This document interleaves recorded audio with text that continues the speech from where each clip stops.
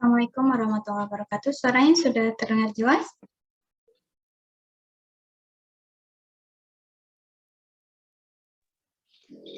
Waalaikumsalam, sudah Bu. Kita mulai saja ya, walau baru beberapa orang karena sudah lebih dari 1 menit. Hari ini pertemuan Zoom terakhir sebelum UAS, 2 minggu lagi, jadi hari ini masuk pertemuan 14.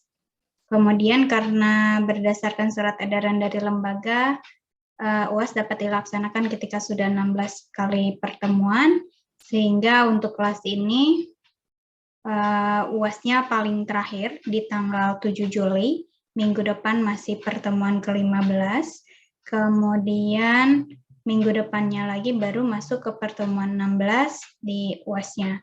UAS-nya sudah tersedia tetapi hanya bisa diakses sesuai jadwal di tanggal 7 Juli pukul 1 siang, kemudian paling lambat dikerjakannya tanggal 9 dan tidak ada lagi perpanjangan waktu untuk susulan UAS karena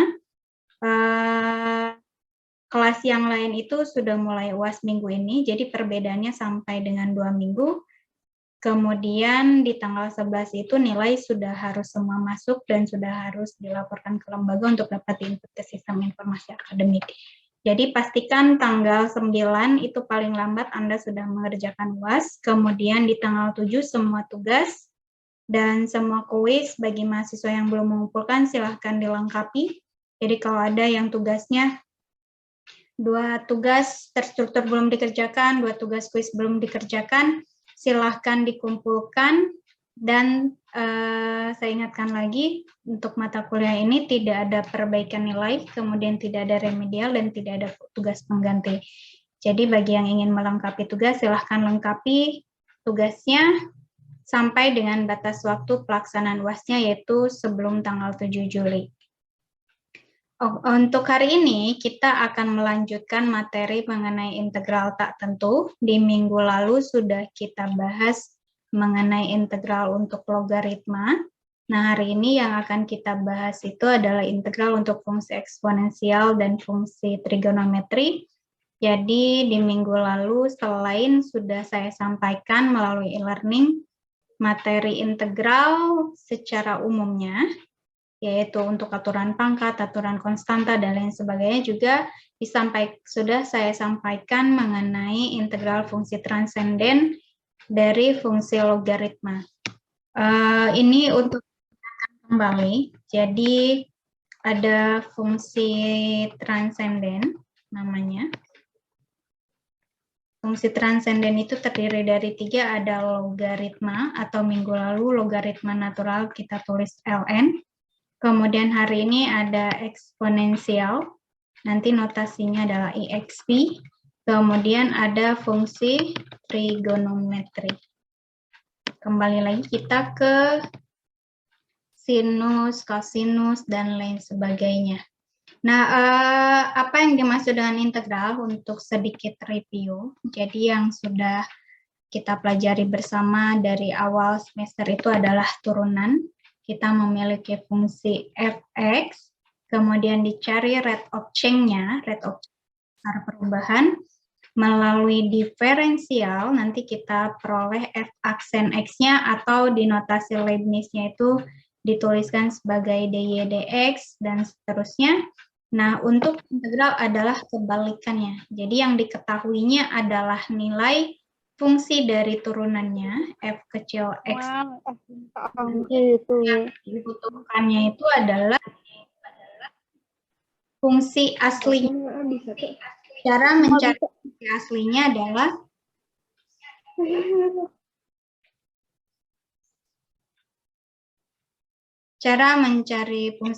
itu menggunakan sebuah integral. Ini kebalikannya ya, jadi apa bedanya antara diferensial atau turunan yang sudah kita pelajari selama setengah semester kemarin, itu untuk melihat rate of change-nya dari fungsi aslinya, f besar x, dicari rate of change-nya menggunakan turunan yang manfaatnya banyak. Kemarin sudah disampaikan, kemudian berhubungan dengan cara menggambarkan grafik, turunan pertama, turunan kedua, apakah cekung ke atas, cekung ke bawah, titik balik, nilai maksimum, nilai minimum lokal, dan sebagainya. Nah, untuk integral itu adalah kebalikannya, kita memiliki fungsi turunannya yang ditulis sebagai f kecil x atau g kecil x tanpa aksennya. Ingat ya, tanpa aksen. Kemudian yang dicari adalah f besar x-nya melalui sebuah integral. Nah, minggu lalu sudah disampaikan mengenai integral, aturan integral pangkat, secara umum, konstanta, dan lain sebagainya. Kemudian juga ada salah satu fungsi transenden, yaitu logaritma natural. Hari ini kita bahas mengenai integral tak tentu untuk fungsi eksponensial dan fungsi trigonometri. Nanti sama seperti di dalam diferensial, ada contoh aplikasi yang tadi juga di video juga sempat disinggung mengenai kecepatan, percepatan, velocity, dan lain sebagainya. Kita lanjutkan. Nah, minggu lalu kita sudah bahas mengenai logaritma natural. Hari ini kita bahas mengenai fungsi eksponennya. Masih berbicara tentang eksponen asli. Kenapa disebut sebagai eksponen asli? Logaritma asli, dan lain sebagainya. Kalau di SMA atau SMK itu ada log biasa dengan basis 10, basis 6, atau basis A. Ini adalah fungsi logaritma umum. Kalau logaritma asli itu logaritma natural. Jadi aslinya itu adalah terapan atau arti dari bahasa natural di bahasa Inggrisnya ini. Logaritma natural ini ln, atau kita sebutnya logaritma asli.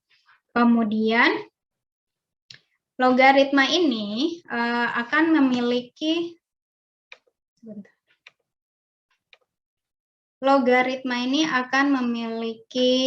fungsi inverse kalau kita cerminkan ke dalam garis Y sama dengan X. Fungsi inverse-nya inilah yang disebut sebagai fungsi eksponen asli.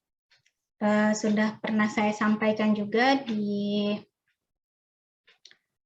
awal pertemuan ya, kalau tidak salah ada pembahasan tentang fungsi inverse, di mana tidak semua fungsi itu akan memiliki fungsi balikan atau fungsi inverse, kecuali kalau daerah asalnya atau domainnya dibatasi. Sama seperti kita kalau di ruangan menaruh cermin, di ruangan itu banyak barang, tetapi yang masuk ke dalam pantulan cerminnya itu hanya daerah tertentu saja yang dapat terekam oleh cerminnya itu sendiri. Atau sama seperti Anda kalau menggunakan kamera, menggunakan foto selfie, yang terlihat di dalam foto selfie dan video kameranya itu hanya yang terekam daerahnya itu saja. Nah, itu yang disebut sebagai daerah asal atau domain.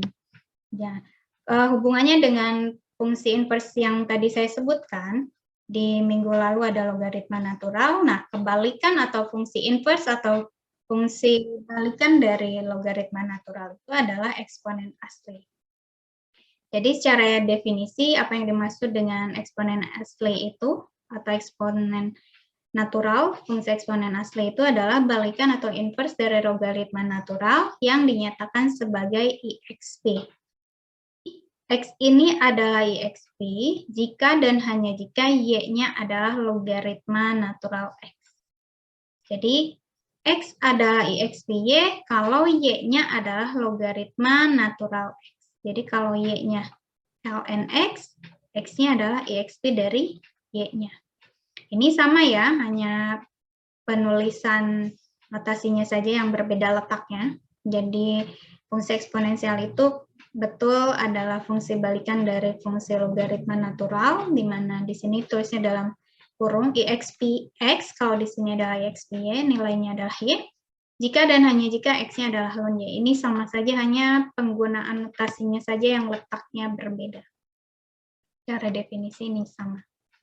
Nah, berdasarkan definisi, kita akan memperoleh bahwa IXP dari ln X itu adalah X itu sendiri. Tadi dari definisi, X adalah IXP Y, di mana Y-nya ini adalah ln dari X. Jadi IXP ln X itu adalah X itu sendiri. Ini secara definisi. Kemudian untuk X lebih besar dari 0. Kemudian ln dari IXP Y, tadi kan ln X, Y adalah ln X, sedangkan X-nya adalah IXPY. Jadi Y adalah ln dari IXPY. Ln IXPY adalah Y itu sendiri untuk semua nilai Y. Untuk X-nya itu dibatasi lebih dari 0. Oleh karena IXP dan ln adalah fungsi balikan, maka grafik Y sama dengan IXP dapat dilihat di sini. Jadi ini adalah cerminnya, kalau saya analogikan sebagai cermin. Kemudian fungsi logaritma natural adalah kita yang berdiri di depan cermin, eksponensialnya adalah pantulan kita yang berada di dalam cerminnya. Seperti yang sudah pernah saya jelaskan, yang tadinya tangan kanan dia berubah menjadi tangan kiri, yang tadinya tangan kiri berubah menjadi tangan kanan. Sama seperti kalau Anda foto selfie, kemudian mirrornya tidak diaktifkan, nanti fotonya akan berubah posisinya. Seperti itu. Kita lanjutkan. Ini adalah sifat-sifat dari eksponen asli yang mungkin nanti kita butuhkan ketika kita menyelesaikan integralnya atau mencari turunannya juga. Sifat fungsi eksponen asli yang pertama, huruf E, jadi IXP ini bisa disingkat sebagai E. Ini menyatakan bilangan real positif unik sedemikian rupa sehingga ln dari E itu adalah 1. Ini sama seperti dengan definisi tadi. IXP dari ln X nilainya adalah X itu sendiri. Artinya ini nilainya sama dengan 1. Atau tadi ln dari IXPY itu adalah Y itu sendiri. Ini nilainya sama dengan 1. Kemudian definisi yang sama. E ini adalah bilangan yang didefinisikan sebagai E adalah IXP1 atau E itu adalah E pangkat 1. Ditulisnya IXP1. Ini adalah bilangan atau angka transenden yang tidak bisa diekspresikan sebagai akar dari fungsi polinomial manapun dengan koefisien integer. Jadi untuk nilai E sama seperti yang Anda temui di dalam matematika di SMA atau SMK ya, untuk jari-jari, lingkaran, dan lain sebagainya itu akan ada yang disebut sebagai V, nilainya adalah 3,1414 sekian atau 22/7. Angka ini diperoleh, prosesnya mirip dengan mencari nilai E di sini. Eksponen E ini adalah nanti hasil akhirnya adalah 2,71 sekian. Prosesnya itu diperoleh dari sebuah limit.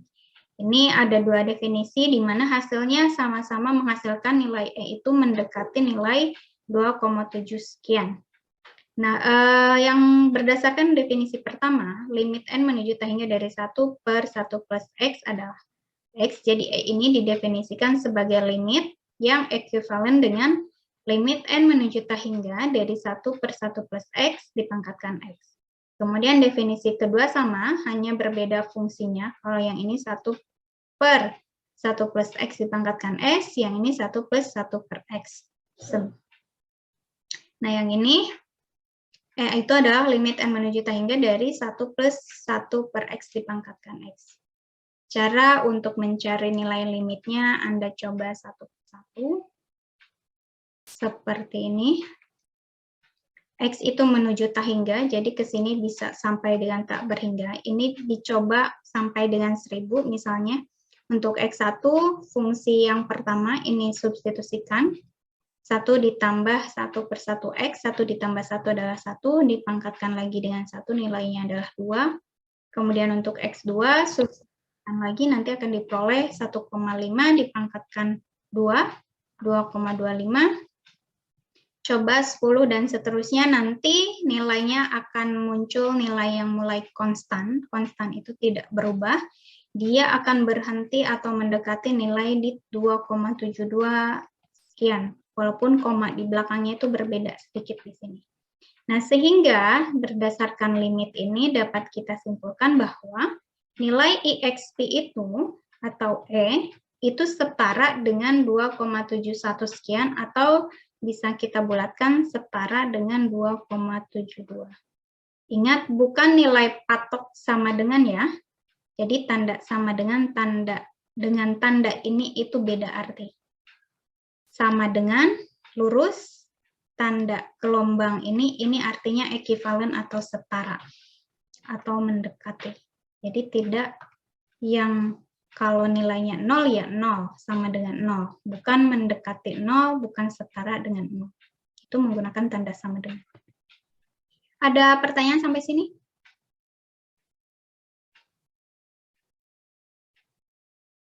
Tidak ada?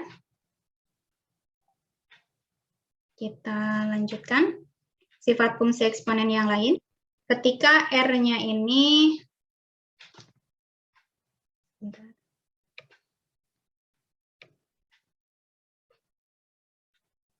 R-nya adalah sembarangan bilangan rasional, nanti akan kita peroleh ekspansi dari XP dari ln E pangkat R. Ingat tadi EXP ln ini nilai 1. Kemudian gunakan sifat logaritma yang sudah saya sampaikan di minggu lalu. R pangkat ini berubah ke depan, jadi R ln E.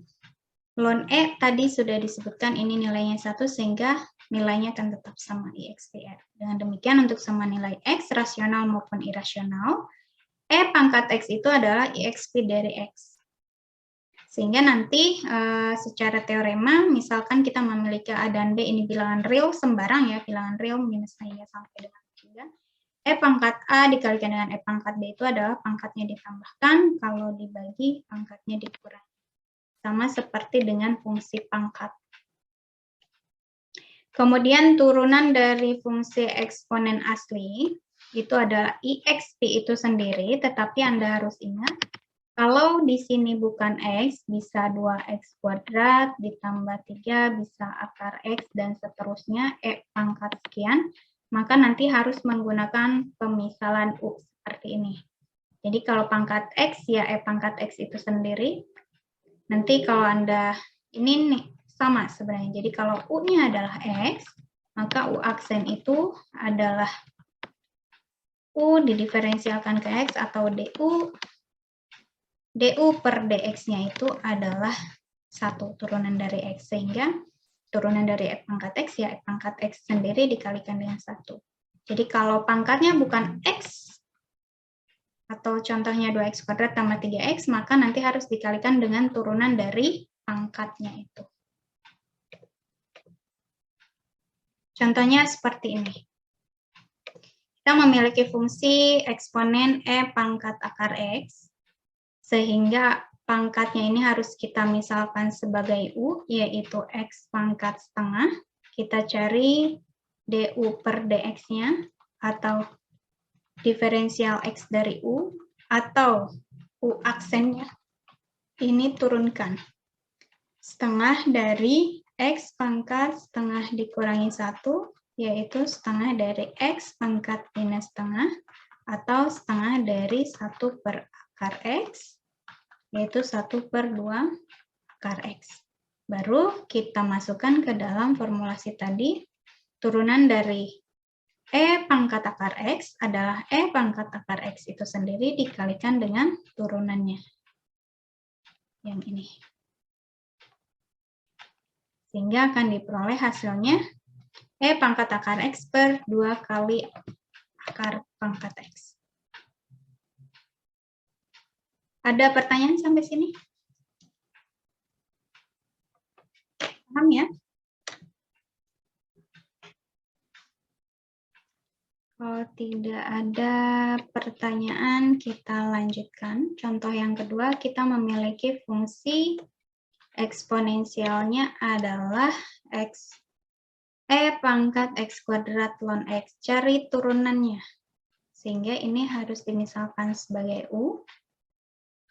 U-nya adalah X kuadrat ln X. Kemudian cari turunannya. Turunannya yang sudah kita pelajari di separuh semester lalu, ini adalah perkalian dua fungsi. Yang ini kita misalkan sebagai fx, yang ini kita misalkan sebagai gx. Turunan dari dua fungsi, u aksen, itu adalah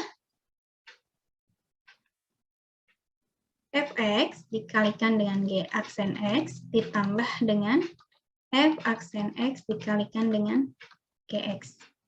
Jadi fx-nya adalah x kuadrat, cari turunannya, f aksen X adalah 2X.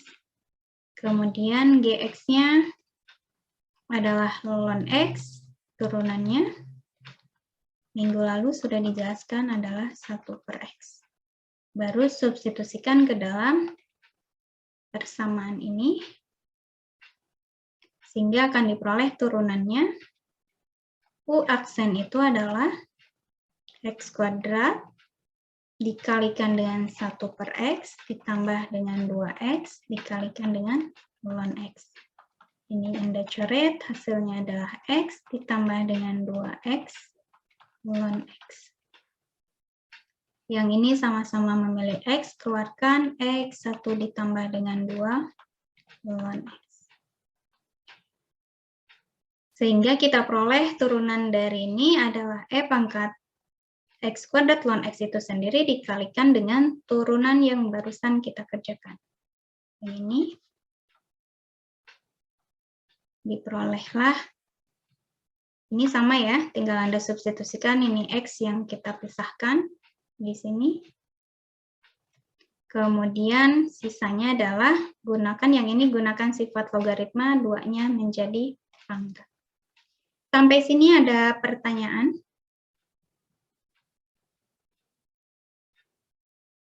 Paham ya? Kalau tidak ada yang bertanya, saya anggap paham. Kita lanjutkan. Nah, yang tadi adalah contoh mencari turunannya, sekarang kita masuk ke dalam integralnya. Jadi, kalau tadi turunan dari eksponen, sekarang integral dari eksponennya sama. Integral dari E pangkat X itu adalah E pangkat X ditambah dengan C, kemudian integral E pangkat U du. Kalau ininya bukan dalam bentuk X, U itu bisa 2X kuadrat, dan seterusnya. Adalah E pangkat U ditambah dengan C. Ini pastikan sukunya sesuai dengan pangkatnya. Nah, kenapa harus selalu ada C? Di di minggu lalu saya sampaikan, misalnya kita memiliki fungsi fx, x kuadrat ditambah 3, X kuadrat dikurangi 5, X kuadrat ditambah 89, dan seterusnya. Ini memiliki turunan yang sama, yaitu 2X.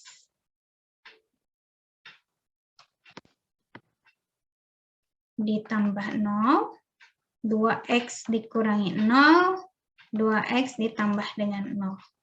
Ini turunan dari semua konstanta 0, sehingga ketika kita memiliki fungsi 2X, integral dari 2X dx, itu adalah X kuadrat ditambah dengan C. C ini adalah bilangan konstanta yang bisa berapapun dari minus K hingga sampai dengan positif K hingga. Jadi kenapa harus selalu ada konstanta sembarang? Karena turunan dari beberapa fungsi itu mungkin memiliki nilai yang sama. Seperti ini contohnya. Nah, kita lanjutkan untuk fungsi eksponen aslinya. Contohnya adalah tentukan integral dari E pangkat minus 4X dx. Perhatikan di formulasi ini, X dx, yang ini minus 4X, sehingga kita gunakan ini, pemisalan. Jadi, U-nya adalah minus 4X, kemudian yang ini harus kita rubah menjadi du. Artinya harus kita cari turunan dari U-nya menggunakan notasi Leibniz, yaitu du per dx. Minus dari 4x adalah minus 4. Yang kita cari adalah dx ini nilainya berapa du. Pindahkan dulu ruasnya.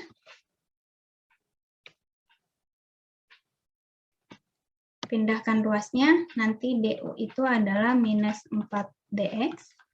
Yang kita cari dx minus 4 pindah ke sini. Jadi minus 1/4 du adalah dx. Artinya ini akan berubah menjadi integral E pangkat U dikalikan dengan minus 1/4 du. 1/4 du ini 1/4 itu adalah konstanta, sehingga bisa kita rubah minus 1/4 integral dari E pangkat U du. Tinggal gunakan ini, nanti akan kita peroleh minus 1/4 E pangkat U ditambah C, minus 1/4 E, kembalikan lagi ke X ditambah dengan C. Ada pertanyaan? Tidak ada?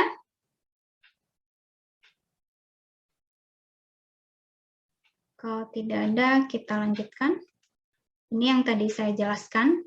Jadi dimisalkan dulu menjadi U, kemudian dx ini kita rubah menjadi du. Hasil akhirnya adalah minus 1/4 E pangkat minus 4X ditambah dengan C. Kita lanjutkan ke soal contoh berikutnya. Integral dari X dikalikan dengan E pangkat minus 3X kuadrat. Yang ini harus kita misalkan sebagai E pangkat U. Kemudian X, dx-nya harus dirubah ke dalam bentuk du. Jadi yang pertama, kita misalkan dulu U-nya adalah minus 3X kuadrat. Kemudian cari turunannya, du per dx. Ini ada minus 6X.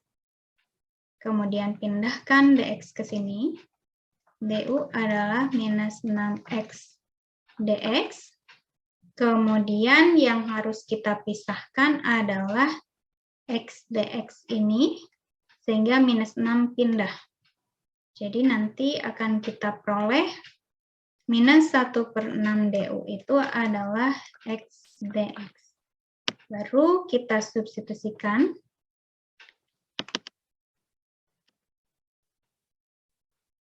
Ini berubah menjadi E pangkat U, kemudian X dx berubah menjadi minus 1/6 du. Selanjutnya minus 1/6 keluarkan karena sebuah konstanta.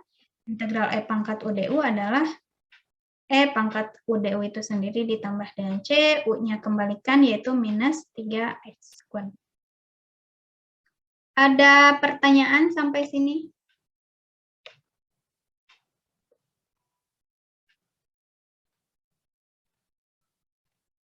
Tidak ada? Kita lanjutkan. Selanjutnya ada fungsi eksponen dan logaritma umum. Jadi yang tadi kita bahas itu adalah ln dan exp, logaritma natural dan eksponen asli. Sekarang kita berbicara tentang logaritma dan eksponen umum, yaitu basisnya A. Jadi kalau A-nya lebih dari 0 dan sembarang bilangan real X, A pangkat X itu adalah eksponen dipangkatkan dengan R ln X. Jadi ini adalah fungsi eksponensial umum dengan basis A, yang nilainya setara dengan E pangkat R ln X. Jadi ada eksponen dan logaritma natural. Ini sama pengertiannya, kita memiliki A pangkat X, di mana nilainya adalah E pangkat R ln X, ketika A-nya adalah positif, X ini adalah bilangan real, maka fungsi F didefinisikan sebagai fungsi eksponensial umum dengan basis A. Ini yang mungkin Anda pelajari di SMA atau SMK-nya. Nah, kemudian ini adalah sifat-sifat fungsi eksponensial umumnya, ketika A-nya sama dengan A-nya lebih dari 0, B-nya lebih dari 0, X dan Y bilangan real. Ingat, bilangan real itu minus tahingga sampai positif tahingga. Maka ini sama untuk pangkatnya, ditambahkan, kemudian yang ini dikalikan, pangkat dipangkatkan lagi, itu dikalikan, pembagian masing-masing dipangkatkan, yang ini juga dikurangi, kemudian yang ini sama-sama dipangkatkan. Ini adalah sifat-sifat yang mungkin nanti dibutuhkan untuk penyelesaian integral maupun turunannya. Kemudian turunan dari fungsi eksponen umum atau dengan basis A itu adalah turunan dari A pangkat X itu adalah A pangkat X ln A, di mana integral dari A pangkat X dx itu adalah 1 per ln A dikalikan dengan A pangkat X ditambah C, di mana A-nya tidak boleh sama dengan 1. Kenapa A-nya tidak boleh sama dengan 1? Karena ln 1 itu adalah 0. Penyebut itu tidak boleh sama dengan 0. Nah, contohnya, cari turunan dari 3 pangkat akar X. Ini adalah fungsi logaritma umum dengan basis 3.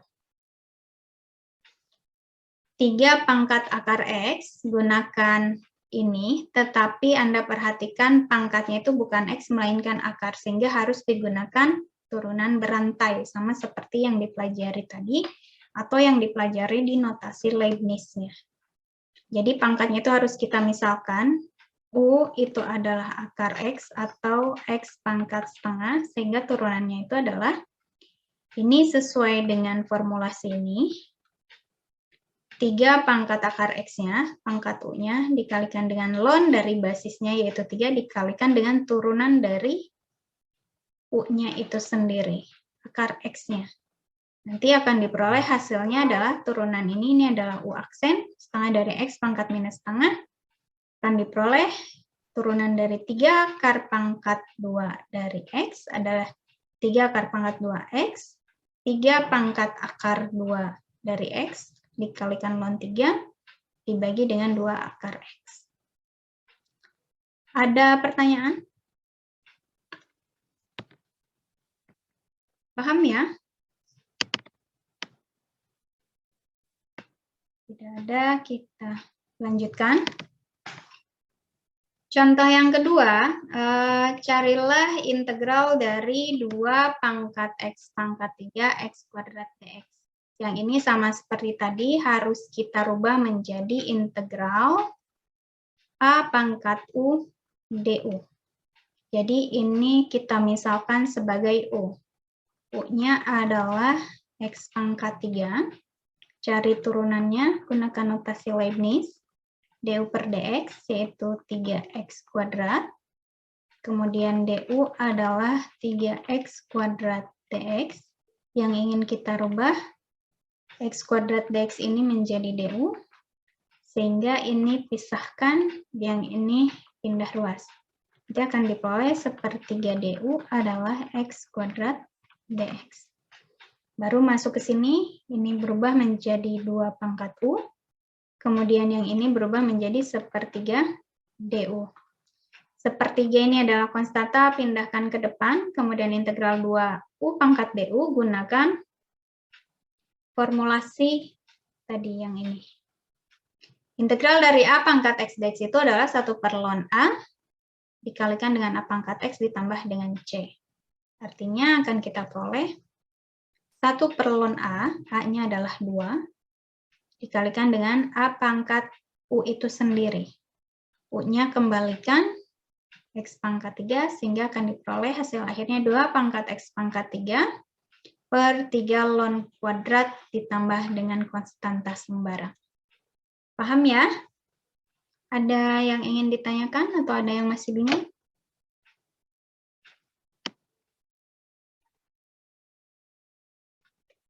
Kalau tidak ada, kita lanjutkan.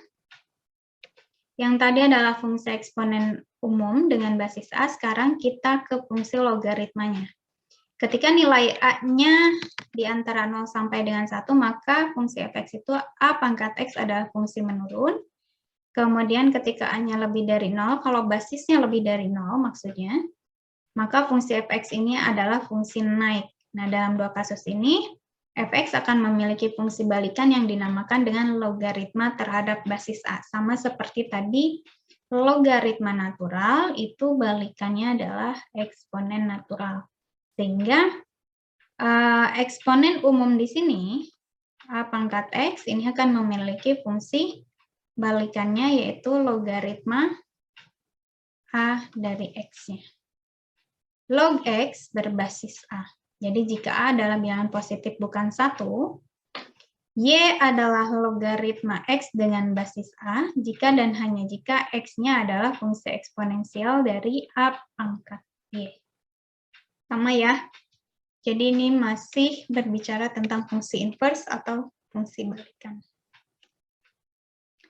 Kemudian untuk fungsi logaritma umum dengan basis A, Ingat kembali bahwa logaritma natural itu basisnya adalah E, yaitu 2,72 sekian yang tadi saya jelaskan. Kemudian perhatikan bahwa log adalah fungsi inverse dari E pangkat X, sehingga lambang lain untuk logaritma natural itu adalah log X dari basis E. Jadi ini sama. Jadi kalau logaritma natural X dituliskan dalam bentuk logaritma umum, maka basisnya adalah basis E, atau yang tadi eksponen. Nah, jika Y-nya adalah log X berbasis A, sehingga X-nya adalah A pangkat Y, maka ln X adalah Y ln A. Jadi ini memiliki dua penulisan yang berbeda lagi. Pertama adalah log X basis E, kemudian kalau dirubah ke dalam basis A, ln X ini adalah Y ln A. Sehingga ketika kita cari secara definisinya, log X berbasis A itu adalah ln X dibagi dengan ln A.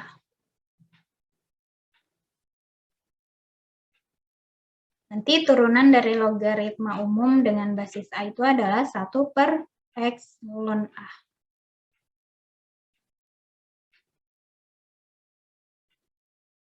Contohnya, kita memiliki fungsi Y, yaitu log dari X pangkat 4 ditambah 13 dengan basis 10. Carilah turunannya.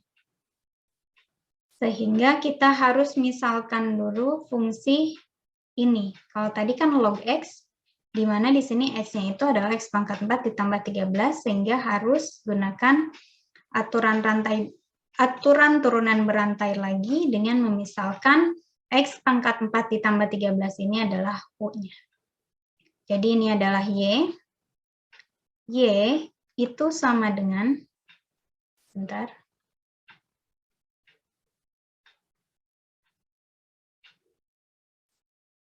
U adalah X pangkat 4 ditambah 13, di mana Y itu adalah log dari U berbasis 10. Maka turunan berantainya adalah turunan ini, DY terhadap X ya. Yang dibutuhkan adalah DY terhadap DX. Pertama, DY ini harus diturunkan terhadap U-nya. DY terhadap DU. Karena dirubah ke dalam U. Yang kedua, si U ini harus diturunkan terhadap DX. Kenapa terhadap DX? Karena U itu sukunya dalam bentuk. Jadi kenapa berantai seperti ini? Ya karena ada pemisalan di mana U-nya ini kalau kita coret nilainya tetap sama DY per DX. Turunan DY terhadap DU, turunan dari log U berbasis 10, tadi berdasarkan definisi adalah 1/U ln dari 10-nya. Ini dari definisi. Kemudian turunan dari X pangkat 4 ditambah 13 adalah 4X pangkat 3. Sehingga akan diperoleh turunan dari log X pangkat 4 ditambah 13 dengan basis 10 adalah 4X pangkat 3 dibagi dengan X pangkat 4 ditambah 13 dikalikan dengan ln 10. Jadi U-nya dikembalikan lagi terhadap fungsi asalnya. Ada pertanyaan? Tidak ada? Kita lanjutkan. Ini secara definisi, kesimpulannya agar Anda bisa membedakan lagi, jangan sampai salah kata. Perbedaan antara fungsi eksponen dengan fungsi pangkat. Kalau fungsi eksponen, X-nya itu menjadi pangkat, kalau fungsi pangkat, X-nya yang dipangkatkan. Jadi konstanta yang di atas. Jadi yang selama ini kita pelajari, X kuadrat, X pangkat 5, X pangkat 7, ini adalah fungsi pangkat. Kalau 2 pangkat X, kemudian 5 pangkat X, 7 pangkat X, ini adalah fungsi eksponen dengan basis 2, basis 5, basis 7. Jangan sampai terkecoh dengan penulisannya. Kemudian turunan dari fungsi eksponen ini adalah A pangkat X dari ln A, sedangkan turunan dari fungsi pangkat sesuai dengan yang sudah kita pelajari bersama. Pangkatnya diturunkan, kemudian dikurangi. Ini X pangkat 5 adalah 5X pangkat 5 dikurangi 1, sedangkan turunan dari 5 pangkat X adalah 5 pangkat X itu sendiri dikalikan dengan ln 5-nya. Kemudian untuk integralnya, Integral dari fungsi eksponen itu ada ln-nya. 1 per ln A pangkat X. Untuk fungsi pangkat, sama seperti yang sudah dipelajari minggu lalu. Jadi integral dari X pangkat 5 dx itu adalah 1 per 5 ditambah 1. X pangkat 5 ditambah 1. Sedangkan integral dari 5 pangkat X dx itu adalah 1 per ln 5 kalikan 5 pangkat X ditambah dengan C. Jadi harus dibedakan fungsi eksponen dengan fungsi pangkat.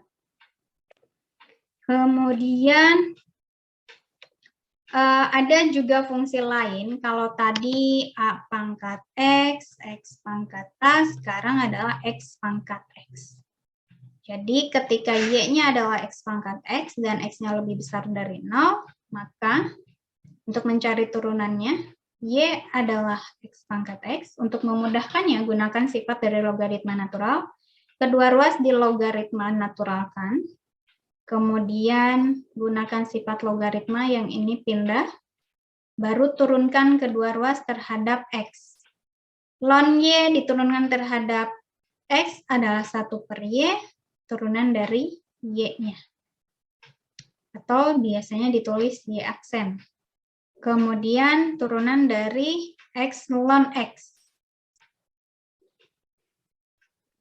Ini gunakan turunan dua fungsi yang tadi juga saya jelaskan. Fx-nya adalah X, Gx-nya adalah ln X. Nanti akan diperoleh hasilnya X dari 1 per X ditambah dengan ln X. Baru nanti akan kita peroleh ini pindahkan ruasnya. Turunan dari Y atau turunan dari X pangkat X adalah X pangkat X dikalikan dengan 1 plus ln X. Atau Y adalah 1 plus ln X. Y-nya ini sesuaikan lagi dengan fungsinya X pangkat X. Ada pertanyaan? Tidak ada, kita lanjutkan. Integral dari 5 pangkat 1 per X dibagi dengan X kuadrat dx. Ini harus kita rubah menjadi integral 5U du. Jadi U-nya adalah 1 per X atau X pangkat minus 1. Cari turunannya. Du per dx ini minus 1 kali X pangkat minus 2. Du adalah minus X pangkat minus 2 dx. Atau du itu adalah minus dari 1 per X kuadrat dx. Jadi yang ini adalah pindah ruas minus du dari 1 per X kuadrat dx. Jadi yang ini adalah minus du. Kemudian yang ini berubah menjadi 5 pangkat U.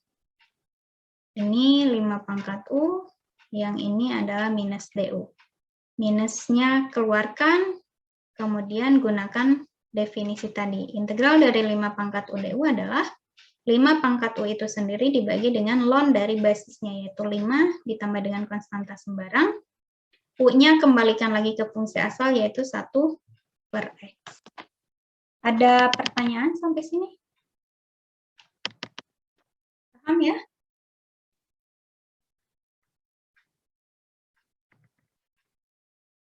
Kalau tidak ada, kita lanjutkan ke fungsi trigonometri.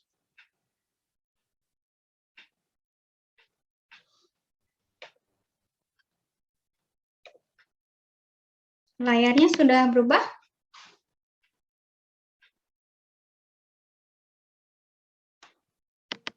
Sudah ya? Bu. Kita lanjutkan. Ya. Tadi adalah fungsi transenden kedua mengenai eksponen. Sekarang masuk ke fungsi transenden ketiga, yaitu fungsi trigonometri. Seperti yang Anda pelajari di SMA atau SMK, ini ada sinus X, ada cos X, nanti ada tangen X, kemudian ada arcsin, fungsi inverse-nya, sin pangkat minus 1X, kemudian cos inverse X, tangen inverse X, dan seterusnya.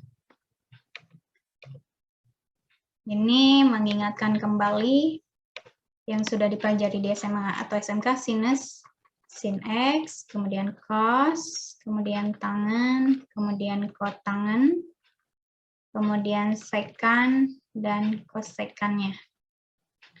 Nanti berhubungan lagi dengan inverse atau fungsi balikan, di mana tidak semua fungsi memiliki fungsi balikan, sama seperti tadi yang saya contohkan, kalau kita bercermin, tidak semua di dalam ruangan itu terpantul ke dalam cerminnya, karena cermin itu memiliki daerah domainnya terbatas, sehingga di dalam fungsi sinus dan kosinus juga, itu dibatasi wilayahnya. Seperti yang Anda ketahui, grafiknya itu ada yang bergelombang seperti ini.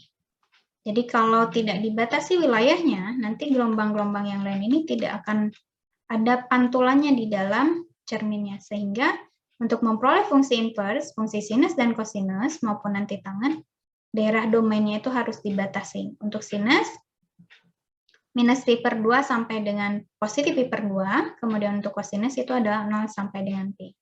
Jadi untuk memperoleh fungsi inverse atau balikan dari sinus dan kosinus, kita membatasi daerah asal mereka masing-masing di selang minus pi per 2 sampai dengan pi per 2 dan 0 sampai dengan pi. Sehingga X ini adalah arcsin atau fungsi sinus inverse-nya Y, jika dan hanya jika Y-nya ini adalah sin X. Jadi ketika Y ini adalah nilai dari sin X, X ini adalah kebalikan dari Y-nya, yaitu sin inverse dari Y-nya. Kemudian X dari cos inverse Y, jika dan hanya jika Y-nya itu adalah cos X. Penulisan sinus dari sinus inverse, itu bisa kita tuliskan seperti ini, arcsin dan arcus cos. Hanya berlaku untuk sin dan cos. Untuk tangen, tetap tangen inverse, kosekan inverse, sekan inverse, kotangen inverse. Jadi kalau sin itu ada arcsin dan ada arcus cos yang nilainya atau definisinya sama dengan sin inverse dan cos inverse. Nah, ini adalah grafik dari fungsi sin X. Ini fungsi sin X kita batasi dari minus setengah sampai dengan positif setengah pi. Kalau tidak dibatasi nanti ke sini dia akan terus ke atas. Jadi wilayah ini tidak akan ada pantulan di dalam cerminnya. Cermin itu kan Y sama dengan X, garis lurus ke sini. Nah, pantulannya itu berubah. Yang tadi juga sudah saya jelaskan bahwa tangan kanan berubah menjadi tangan kiri berubah menjadi tangan kanan, kemudian yang tadinya domain berubah menjadi range, yang tadinya range berubah menjadi domain. Nah, di sini ini adalah domain, dia berubah menjadi range. Kemudian yang ini range berubah menjadi domain. Ini adalah fungsi balikan dari sin, yaitu sin inverse dari X. Ini adalah sin X, Y adalah tuh ya, ini adalah sin X. Bukan, ini adalah X sama dengan sin Y. Ini adalah X sama dengan sin Y, Y-nya adalah sin inverse dari X. Kemudian untuk cos juga sama, daerahnya dibatasi, yang tadinya domain berubah menjadi range. Ini adalah domain, berubah menjadi range. Kemudian yang tadinya range, berubah menjadi domain. Kemudian contohnya yang berhubungan lagi dengan wilayah. Nanti untuk integralnya, integral fungsi trigonometri, untuk menyelesaikan integral fungsi trigonometri itu membutuhkan teknik. Tekniknya ada dua di integral, teknik substitusi dan teknik parsial. Secara detailnya akan Anda pelajari di pertemuan minggu depan, pertemuan ke-15 yang video dan materinya sudah tersedia di e-learning.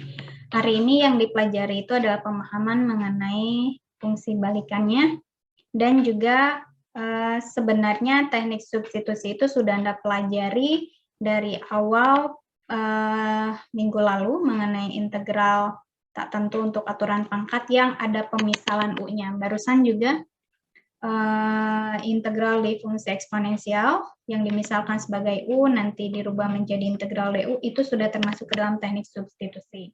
Nah, ketika turunannya itu tidak bisa merubah dx menjadi du, maka nanti harus menggunakan teknik integral parsial. Nanti silahkan dipelajari minggu depan sesuai dengan jadwalnya.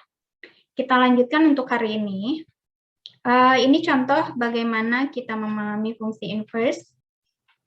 Yang ini sin inverse dari setengah akar 2. Artinya kita harus mencari nilai x yang nilai sinusnya adalah setengah akar 2. Kemudian yang ini cos inverse dari minus setengah harus mencari nilai x yang nilai cosnya adalah minus setengah. Kemudian cos dari cos inverse dari 0,6. Ini cari yang cosnya 0,6 berapa x-nya, kemudian dikoskan lagi. Sin inverse dari sin 3pi per 2. Nah, untuk mencarinya, Anda harus kembali lagi mengingat tabel sinus dan kosinus berdasarkan wilayahnya juga. Pertama, sin inverse dari setengah akar 2. Jadi, sin x nilainya 1 akar 2. Maka x itu adalah sin inverse dari setengah akar 2. Jadi, cari yang nilai x, di mana sin x-nya itu adalah setengah akar 2. Ingat, wilayahnya hanya minus pi per 2 sampai dengan positif pi per 2. Cari di x ini, di sin x ini yang nilainya setengah akar 2. Di sini nilai setengah akar 2 yaitu nilainya pi per 4. Paham ya? Kemudian yang kedua, cos dari x itu adalah minus setengah. Maka x itu adalah sin inverse dari setengah. Jadi cari yang nilai cosnya minus setengah. Cosnya yang minus setengah adalah ini. Untuk cos wilayahnya 0 sampai dengan pi. Minus setengah berarti 2 pi per 3 x-nya. Ini saya kira mudah karena tinggal lihat di tabel sinusnya. Kemudian untuk yang ini, mengerjakannya 2 kali, jadi cos x itu adalah 0,6, maka x ini adalah cos inverse dari 0,6.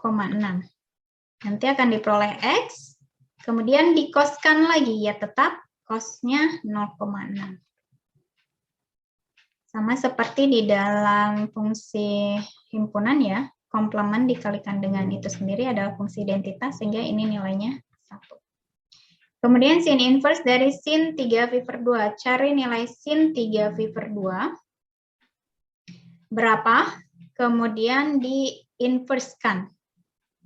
Ingat, di dalam inverse itu hanya minus pi per 2 sampai dengan pi per 2. Nanti akan diperoleh nilainya minus pi per 2. Ini Anda gunakan dulu kalkulator. Karena di sini tidak ada 3pi per 2. Adanya 3pi per 4. Nanti cari gunakan kalkulator, kemudian cari sin inverse-nya, akan diperoleh nilai minus pi per 2. Ada pertanyaan sampai sini?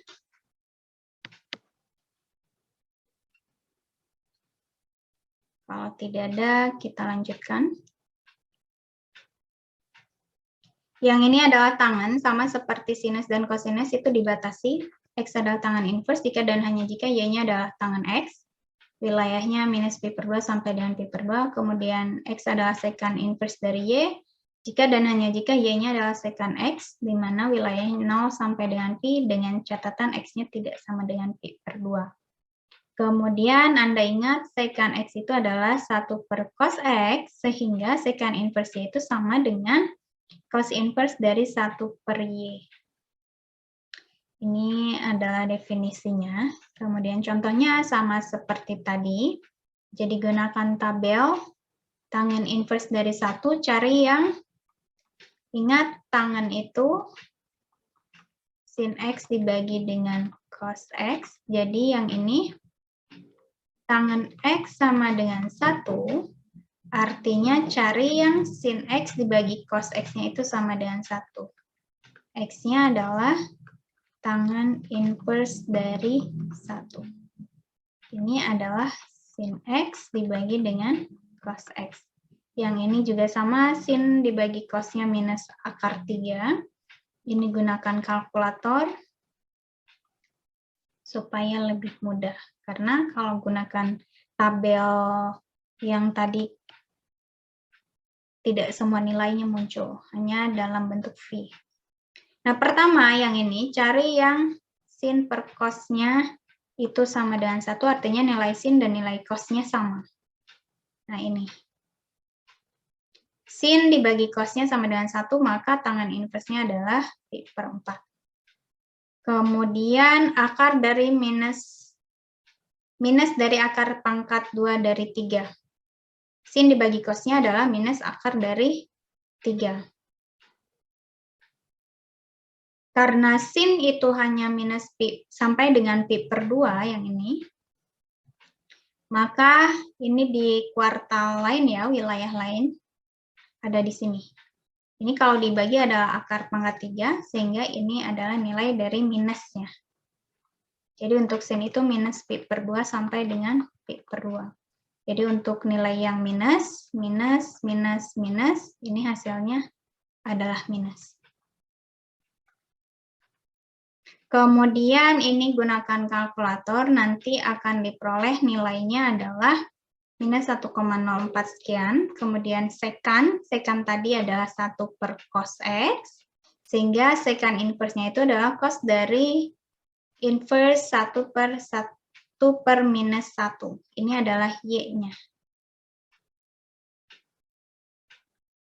Jadi cari yang nilai cos-nya adalah minus 1. Yang ini. V. Yang ini juga sama. Cari yang nilai cos-nya setengah. Cari yang nilai cos-nya setengah adalah ini. Pi per 3, yang ini gunakan kalkulator. Ada pertanyaan sebelum kita lanjutkan? Tidak ada? Kalau tidak ada, ini adalah beberapa persamaan yang dapat kita manfaatkan nanti dalam pengerjaan turunan dari fungsi trigonometri ataupun dari integralnya. Sin dari cos inverse X adalah akar dari 1 dikurangi X kuadrat. Cos dari sin inverse X adalah akar dari 1 dikurangi X kuadrat. Sekan dari tangan inverse X adalah akar dari 1 plus X kuadrat. Kemudian tangan dari sekan inverse ada 2 nilainya. Kalau X-nya lebih besar sama dengan 1 adalah, ini kurang ya maksudnya. Ini adalah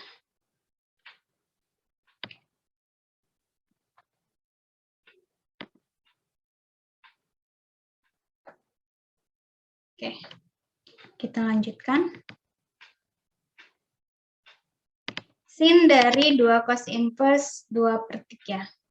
Untuk penyelesaian fungsi trigonometri, Anda harus mengingat kembali sifat-sifat di dalam trigonometri. Jadi, ini kita anggap sebagai theta, sehingga ini akan sama dengan sin dari 2 theta. Sin dari 2 theta itu secara sifatnya dari sifat trigonometri adalah 2 sin theta dikalikan dengan cos theta. Artinya, sin theta ini sin dari theta, sedangkan tetanya adalah cos inverse dari 2 per 3. Ini adalah theta. Kemudian ini juga theta. 2 sin dari cos inverse 2 per 3, kemudian cos dari cos inverse 2 per 3. Cos dari cos inverse adalah 2 per 3 itu sendiri. Kemudian sin dari cos inverse yang tadi barusan saya tunjukkan, sin dari cos inverse X adalah akar dari 1 dikurangi dengan X kuadratnya. X-nya adalah 2 per 3, sehingga 1 dikurangi 2 per 3 kuadrat. Hasilnya adalah 4 akar 5. Ada pertanyaan? Jadi kuncinya adalah Anda harus mencari lagi atau mengingat kembali sifat-sifat dari fungsi trigonometrinya. Tidak ada?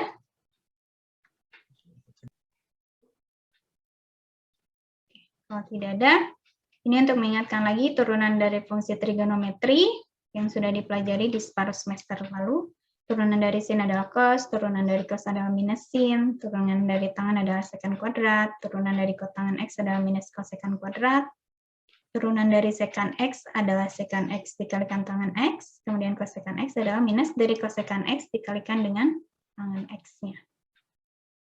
Kemudian turunan dari fungsi inverse trigonometri, turunan dari arcsin atau sin inverse, ini bisa Anda lihat. Kemudian turunan dari cos inverse-nya, turunan dari tangan inverse-nya, dan turunan dari secant inverse-nya. Yang harus Anda perhatikan adalah wilayah X-nya. Yang ini. Kemudian contohnya, turunan dari sin inverse dari 3X dikurangi dengan 1. Jadi harus gunakan aturan berantai lagi, karena ini kita anggap sebagai U, nanti harus dikalikan lagi dengan U aksen. Sin inverse U tadi adalah turunannya 1/1 dikurangi dengan U kuadrat. Ini adalah U-nya. Kemudian ini adalah U aksennya.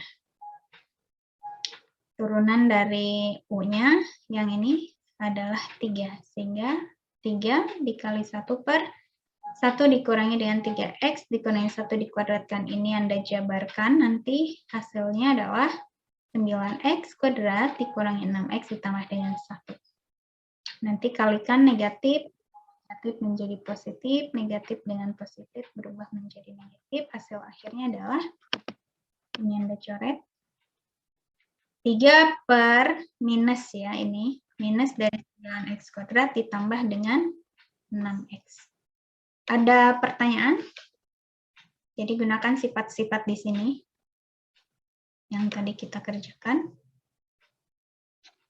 Ada pertanyaan sebelum dilanjutkan? Tidak ada. Ini adalah integralnya. Integral dari 1 akar dari 1 minus X kuadrat, dx adalah sin dari inverse X, sin inverse dari X atau sin X inverse ditambah dengan C. Integral dari 1/1 plus X kuadrat dx adalah tangan inverse X ditambah dengan C. Kemudian integral dari 1/X dikalikan akar dari X kuadrat dikurangi 1 dx adalah secant inverse dari nilai mutlak X ditambah dengan C. Ada pertanyaan, nanti untuk integral ini contoh-contohnya itu ada banyak di minggu depan karena membutuhkan teknik integral tertentu, tidak bisa dikerjakan langsung seperti tadi untuk fungsi eksponensial dan lain sebagainya. Ada pertanyaan sebelum kita bahas contoh soal ceritanya?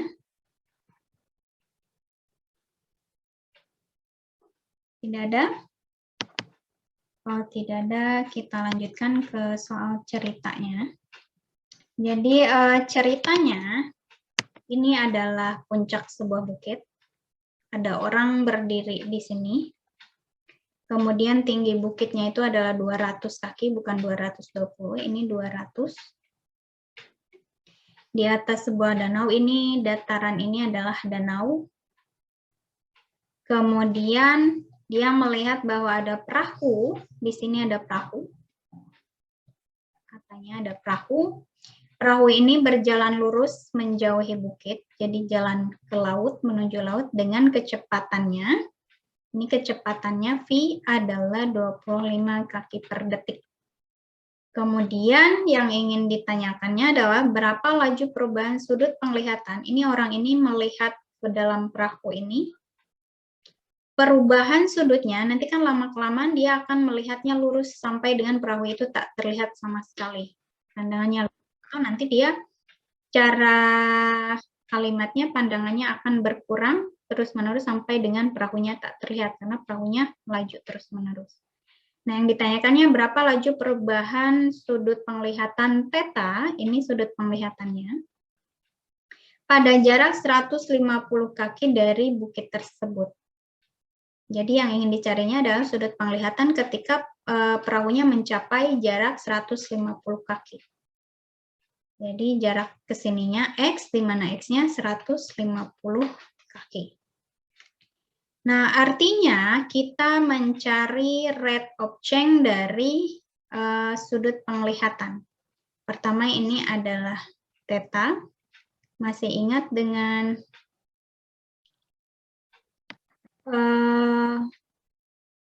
segitiga Pitagoras.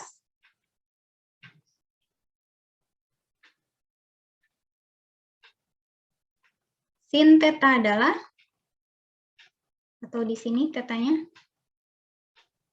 sin theta adalah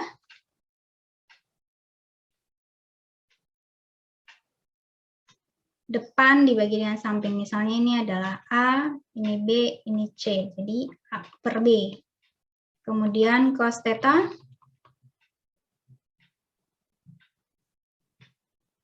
ini C ya. Depan dibagi samping, cos theta adalah samping dibagi pinggir, depan dibagi miring maksud saya. Kemudian cos theta adalah samping dibagi miring, B per C, tangen theta, depan dibagi samping. Nah, yang ini posisinya adalah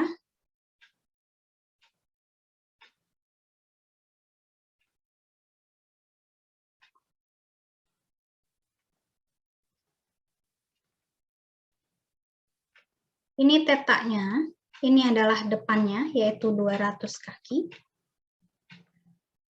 Kemudian ini adalah X, yang ini adalah sampingnya.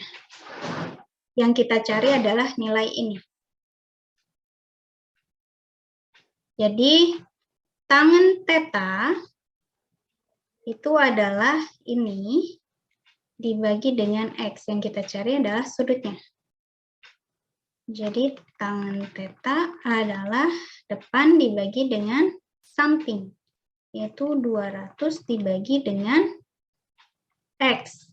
Yang kita cari adalah tetanya, yaitu theta adalah tangen inverse yang tadi kita pelajari dari 200 dibagi dengan X. Sehingga kita memperoleh tangen theta ini adalah, theta ini ya, maksud saya adalah tangen inverse dari 200 dibagi dengan X. Kemudian, ingat turunan itu adalah rate of change, sehingga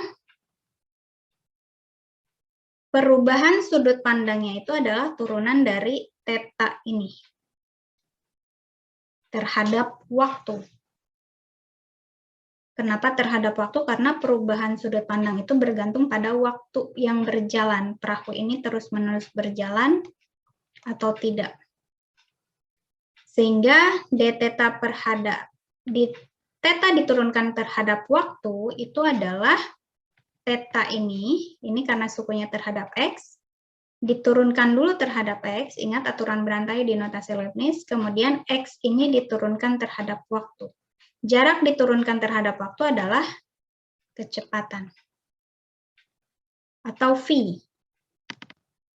Tadi V-nya adalah 25 kaki per detik.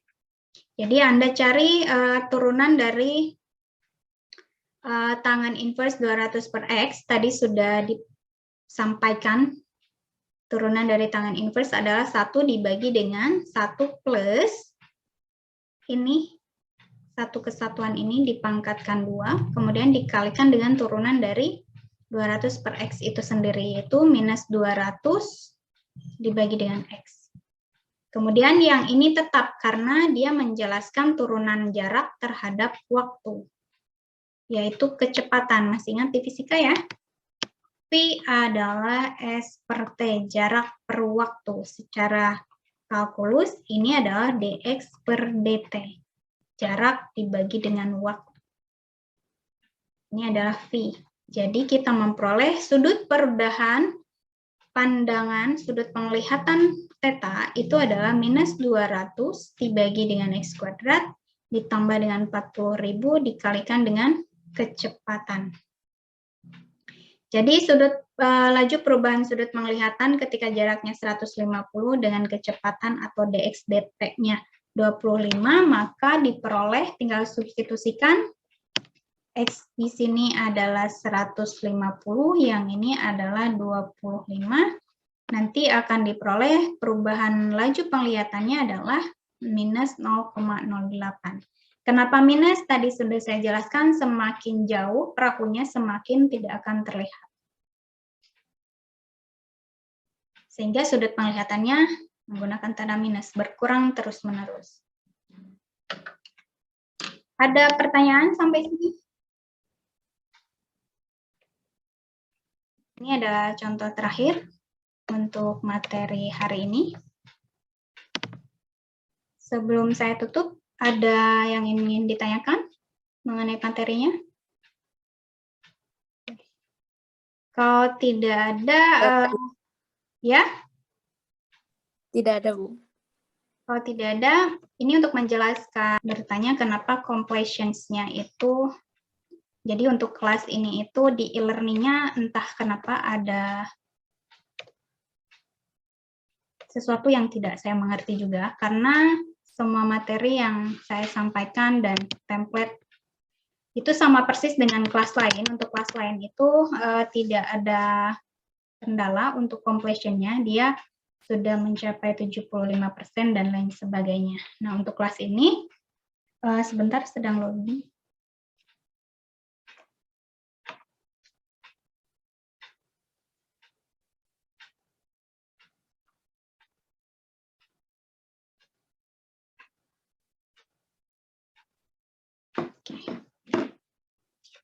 Nah, di sini terlihatnya memang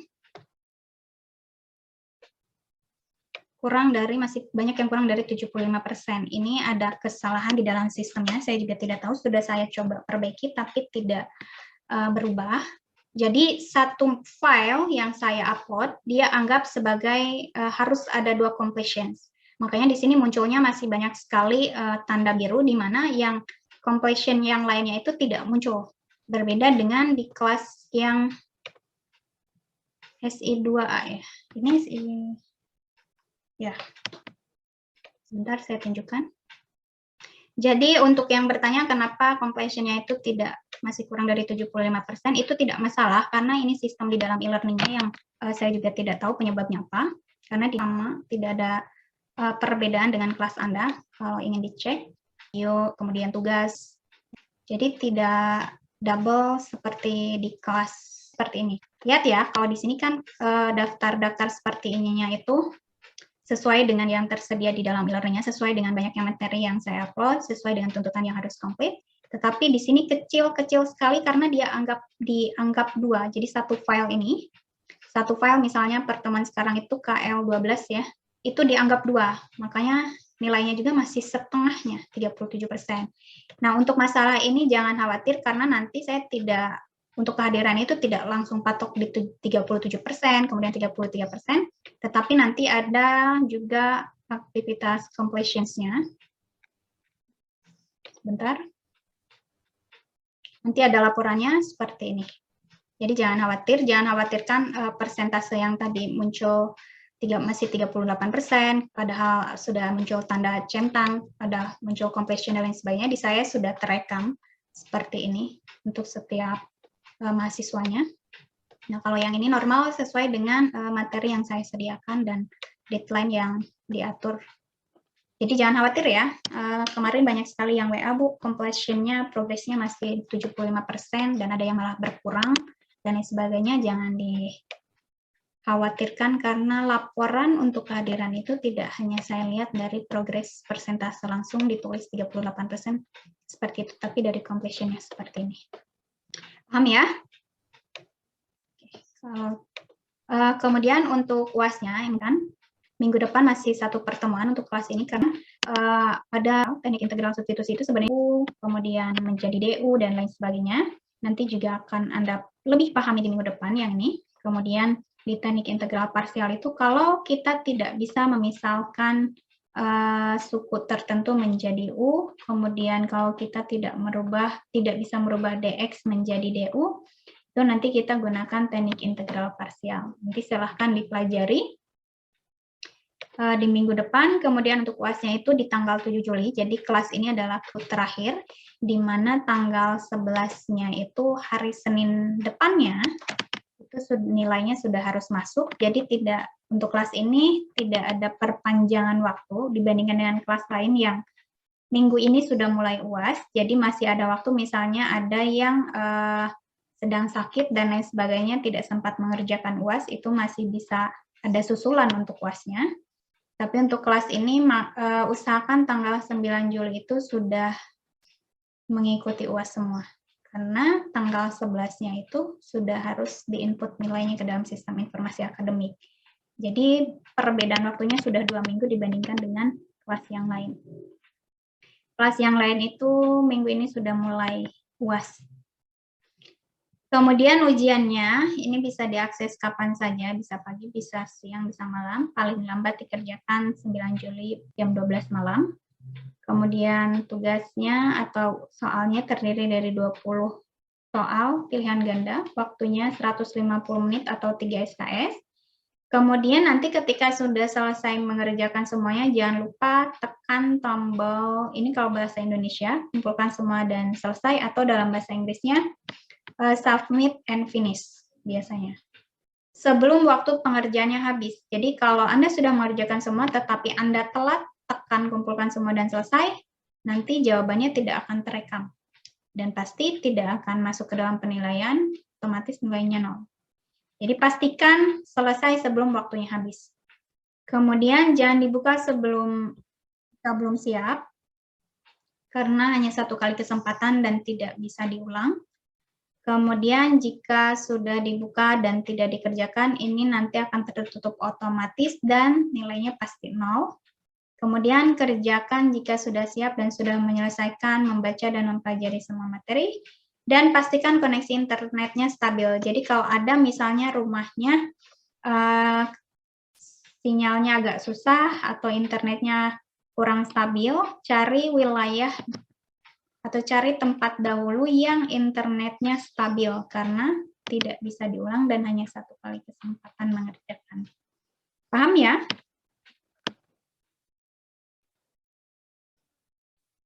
Ada yang ingin disampaikan sebelum saya tutup pertemuan hari ini?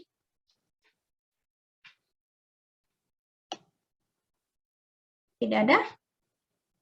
Kalau tidak ada, pertemuan hari ini sampai di sini. Jangan lupa belajar. Jangan sampai bertemu lagi dengan saya di mata kuliah yang sama. Semoga selalu diberikan kesehatan. Wassalamualaikum warahmatullahi wabarakatuh. Waalaikumsalam warahmatullahi wabarakatuh. Waalaikumsalam warahmatullahi wabarakatuh. Ibu. Waalaikumsalam warahmatullahi wabarakatuh.